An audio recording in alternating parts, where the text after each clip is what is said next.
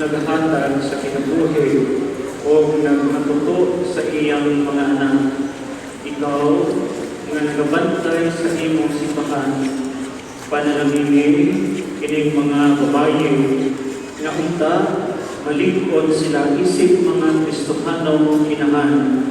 Itugot nga musilaw ang ilang mga paligingnan diha sa pagtuo o paghigugma.